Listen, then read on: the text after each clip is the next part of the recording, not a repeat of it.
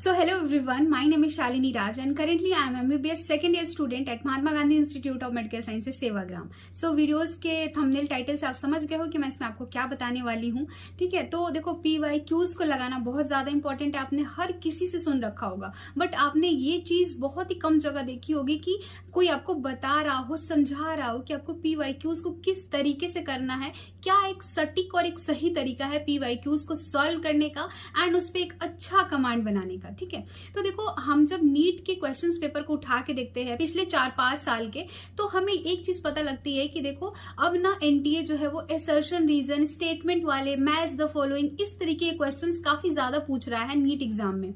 और आप लोग के साथ प्रॉब्लम ये हो जाती है कि आपको ना PYQs में इस तरीके के क्वेश्चन ज्यादा देखने को नहीं मिलते हैं, क्योंकि ये जो क्वेश्चन है वो पास्ट 3 to 4 ईयर्स से पूछे जा रहे हैं। तो हो क्या जाता है कि हमको ज्यादा क्वेश्चन ही नहीं मिल पाते हैं इस तरीके के असर्शन, रीजन, स्टेटमेंट वाले, ताकि हम इन पे ज्यादा से ज्यादा प्रैक्टिस कर पाए। तो इसका सॉल्यूशन मैं आपको इस वीडियो में दे रही हूँ कि आपने नीट एसेंशियल ऐप के बारे में मेरे से कई बार पहले भी सुन रखा होगा, मैंने आपको रिकमेंड करा है, जहां से आप एनसीईआरटी के line by line question solve कर सकते हो। प्रीवियस ईयर के मार्क्ड आपको एनसीईआरटी मिल जाएंगे।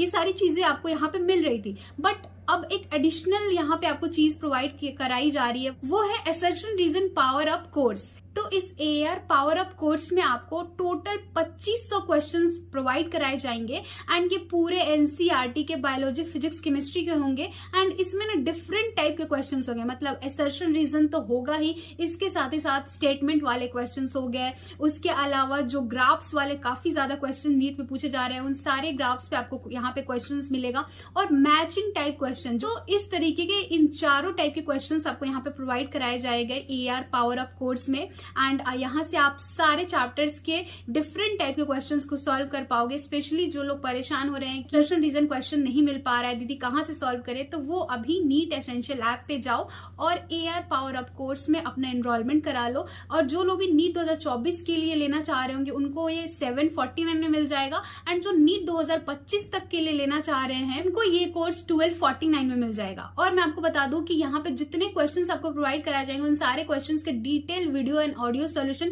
एंड साथ ही साथ टेक्स्ट सॉल्यूशन भी प्रोवाइड कराया जाएगा। और कोई क्वेश्चंस को अगर आप बुकमार्क करना चाहते हो, आप उसको बाद में समझना चाहते हो, बाद में फिर से रिवाइज करना चाहते हो, तो आप उसको बुकमार्क करके भी रख सकते हो। क्वेश्चंस आपको यहाँ पे दिए जाएंगे ना, वो एनसीईआरटी के लाइन से ही होंगे। इवन आपको वहां पे बता दिया जाएगा, लिख के रहेगा कि ये क्वेश्चन एनसीईआरटी के इस वाले लाइन से प्रोवाइड कराया जा रहा है। जिन्होंने अभी तक एनसीईआरटी व्यास बैच में एनरोलमेंट नहीं लिया है एंड वो separately AR power up course में एनरोलमेंट लेना चाहते हैं, तो वो भी आसानी से ले सकते हैं। मैंने प्राइसेस आपको ऑलरेडी बता दिया है। अभी से ही असर्शन, रीजन, स्टेटमेंट वाले, ग्राफ्स वाले हर तरीके के क्वेश्चंस को सॉल्व करना स्टार्ट कर दो, ताकि आप नीट 2024 में एक मजबूत पकड़ बना लो इन सारे क्वेश्चंस पे एंड इस तरीके के क्वेश्चंस में आपका कोई भी मिस्टेक ना हो। तो मैंने लिंक्स ना डिस्क्रिप्शन बॉक्स में दे दिया है, go and check it out. देखो जो लोग भी 200-300 पे अभी स्ट्रगल कर रहे हैं एंड समझ में नहीं आ रहा है कि किस तरीके से क्या करें कि हमारे 550 नंबर क्रॉस कर पाए, तो देखो PYQs को किस तरीके से आपको सॉल्व करना है। मैं एक सिंपल सा तरीका बताने वाली हूँ, लेकिन बहुत ही सटीक तरीका होने वाला है। सो देखो करना क्या है, सबसे पहले तो आपको हर एक चैप्टर का PYQs सॉल्व करना ही है। आप कहीं से भी सॉल्व करो, कोई एप्लीकेशन से सॉल्व करो या फिर आपके पास कोई बुक है वहां से सॉल्व करो, आपकी मर्जी, आप जहां से भी करना चाहते हो। एंड दूसरा क्वेश्चन जो आपके माइंड में आता है वो है कि हाउ मेनी टाइम्स, कितना बार सॉल्व करना है हमें। देखो आपको एटलीस्ट 10 बार सॉल्व करना ही है। और मैं तो ये बोलूंगी कि आप ऐसा कोई रिस्ट्रिक्शंस मत लगाओ कि 10 ही बार सॉल्व करना है। आप जितना बार सॉल्व कर सको एंड जब तक आपको हर एक क्वेश्चन पे कमांड ना हो जाए तब तक आपको करना ही है। ठीक है, अब देखो तीसरी एंड सबसे ज्यादा इंपॉर्टेंट पार्ट कि आपको ना PYQs को एनालाइज करना है। आप एनालाइज करोगे आपको बहुत ज्यादा फायदेमंद रहेगा, मतलब आप एक ट्रेंड को समझ पाओगे, आप खुद से इवेल्युएट कर पाओगे कि क्वेश्चंस किस तरीके से नीट 2024 में के अंदर पूछा जा सकता है। तो देखो सबसे पहले तो आपको क्या करना है, most asked topic in every chapter, हर एक चैप्टर का सबसे ज्यादा जो टॉपिक नीट एग्जाम में पूछा जा रहा है उसको फाइंड आउट करना है। ठीक है, फिजिक्स, केमिस्ट्री, बायोलॉजी तीनों पार्ट में। अब फिजिक्स, केमिस्ट्री में क्या है कि जो भी जो भी टॉपिक बहुत ज्यादा बार पूछा जा रहा है, उन सारे टॉपिक्स में जितने भी फॉर्मूलाज आते हैं ना, आपको उन सारे फॉर्मूलाज को मेमोराइज कर लेना है, क्योंकि उनको पूछे जाने की पॉसिबिलिटी बहुत ज्यादा रहेगी। उसके अलावा बायोलॉजी का वो जो लाइन जो कि हर साल नीट में आते रहा है, जो कि फ्रिक्वेंटली आस्क्ड है, लाइंस को आपको रट जाना है। ठीक है, ये चीज आपको करनी है। एनालाइज करने से आपको ये फायदा होगा यहाँ पे। दूसरी चीज कि do more and more question practice from these frequently asked topic. जो भी आपको पता लगा कि ये टॉपिक जो है काइनेमेटिक्स का, ये जो टॉपिक है ये बहुत ज्यादा बार पूछा जा रहा है, तो उन सारे टॉपिक्स पे आपको ढेर सारे क्वेश्चंस प्रैक्टिस कर लेने हैं, हर तरीके के। उसके अलावा आपको तीसरी चीज क्या करनी है कि make a list of that particular topics जो कि हर साल नीट में पूछा जा रहा है। अगर मान लो आपके पास हर एक चैप्टर में वो हर एक टॉपिक आपको पता लग गया जो कि नीट एग्जाम में बहुत ज्यादा बार पूछा जा रहा है, तो आप एक पूरा लिस्ट तैयार कर सकते हो। और एक लिस्ट हो जाएगा आपके पास तैयार, जिसमें कि आपको पता लग रहा है कि ये जो टॉपिक है हर साल पूछा जाता जा रहा है, तो आप उस टॉपिक को बहुत ही अच्छे तरीके से अपने एंड से प्रिपेयर कर सकते हो। तो ये चीज आपको कब पता लगेगी, जब आप PYQs को बहुत ही सही तरीके से एनालाइज करोगे। तो ये 3 आपको फायदा यहाँ से मिल सकता है।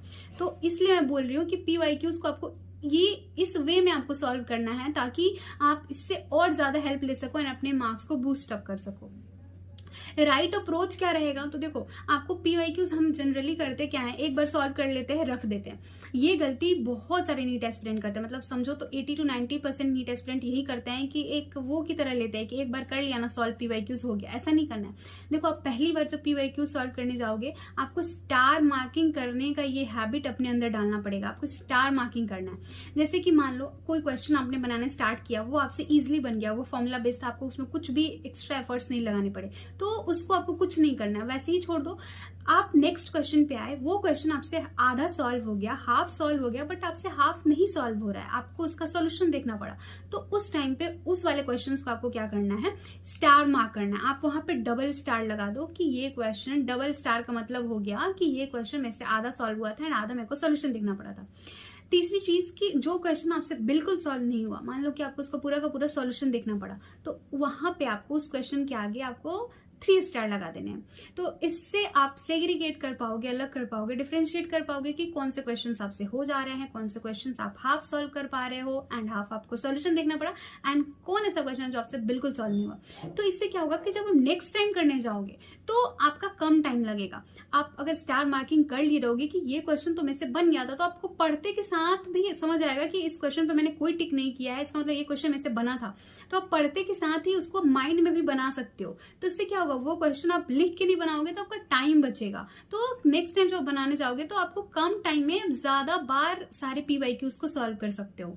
तो ये वाली चीज आपको करनी है, अपने प्रैक्टिस में लाना है। PYQs के साथ साथ आपको अपने जो क्लासरूम के नोट्स हैं, क्लासरूम के जो क्वेश्चंस है, उस पे भी आप ये चीज इंप्लीमेंट कर सकते हो एंड वहां पे भी ये सब चीजें कर सकते हो।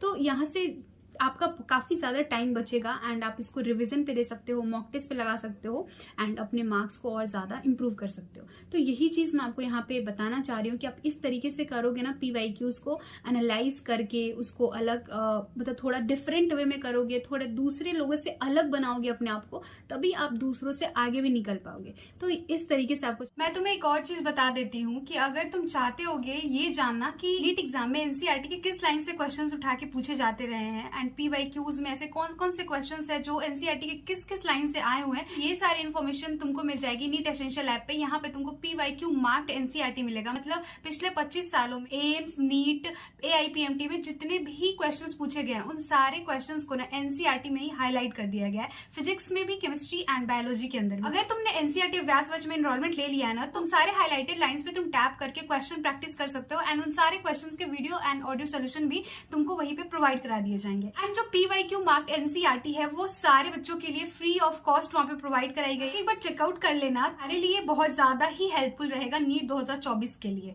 सो आई होप कि आपको इस वीडियो से हेल्प मिला होगा एंड डिमोटिवेट बिल्कुल मत हो। बहुत सारे लोग ऐसे नीचे कमेंट सेक्शन में लिखते हैं ना कि दी बहुत डर लग रहा है, नहीं हो पाएगा, क्वेश्चन नहीं बन रहा है, ये वो मतलब जो भी प्रॉब्लम है बस उसका सॉल्यूशन आप ही के पास है। क्वेश्चन नहीं बन रहा है ना, ढेर सारा क्वेश्चन लगाओ।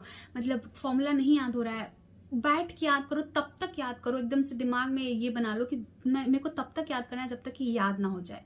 ठीक है। तो इस तरीके से रहो, क्योंकि आप याद करो कि आपको कितने सारे लोगों ने ताना मारा होगा, कितने सारे लोगों ने बोला होगा कि नहीं होगा तुमसे, छोड़ दो, ये पढ़ने में अच्छी नहीं है, इसके मतलब मार्क्स अच्छे नहीं आ रहे हैं, इसको क्यों पढ़ा रहे हो। मतलब आपके गार्जियन आप पे कितने ज़्यादा पैसे लगा रहे हैं, आप सोचो कितना एफर्ट्स लगा रहे हैं आपको सिर्फ डॉक्टर बनाने के लिए।